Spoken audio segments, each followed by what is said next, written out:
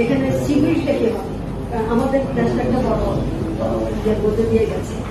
তখন আমি আবার তারা ফোন করলাম, আমাকে তো আমার সামনে বলে নাই, যখন জুম মিটিং করি তখন কিন্তু বলে নাই সিকিউরিটির কথা। আমার ম্যানেজিং ডিরেক্টর শামসুকে বলবো যে এটা সিকিউরিটির কথা হবে।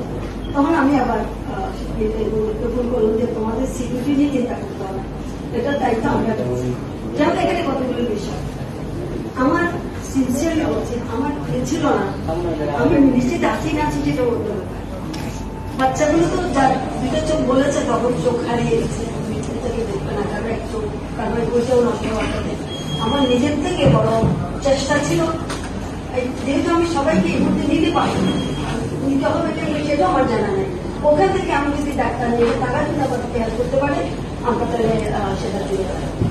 এটা নিয়ে বড় স্যারের সাথে বলেছে, উনিও চাইনিজকে বলেছে, আমি চাইনিজ স্যারকে বলেছি, তারা আমাদের কথা সাড়া দিয়ে তারা এখানে এসছে। তার আমি আজকে জিজ্ঞেস করতেছিলাম খায়ে অনেকে বলছে এই যে আজকে আমাদের কথার সাথে মিলে যাচ্ছে যে আমরা যে ডাক্তার আনলাম ওরা কি আসলে কিছু বলেছে নাকি এটা শোক।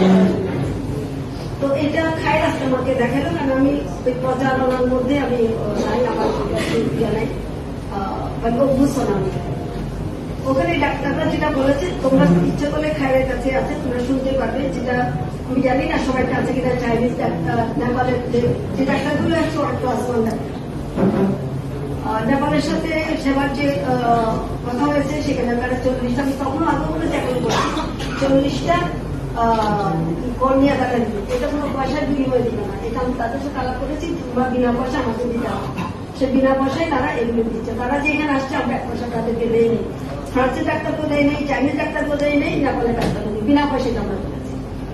এবং 40টা যে কর্নিয়া দিবে সেটাও বিনা পয়সা দিবে। এটা কিন্তু আমি গ্রামীণের প্ল্যাটফর্মটাকে ইউজ করেছি, এটা এরকম নয় যে আই ওয়াশ করার জন্য আমি